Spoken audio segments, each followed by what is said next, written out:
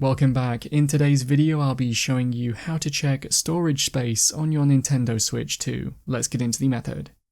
On the Switch 2 home screen, head to the System Settings app and then scroll down until you are in the section called Data Management.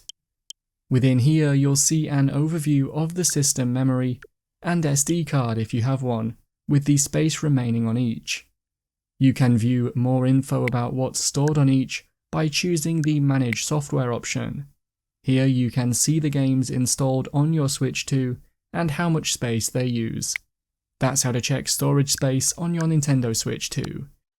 If you have any questions, then let me know in the comments below, and if you did find today's video helpful, remember to leave a like and feel free to subscribe for more tips in the future. Be sure to stick around to see some of my other videos that you might be interested in. Thanks so much for watching, and I will see you in another video.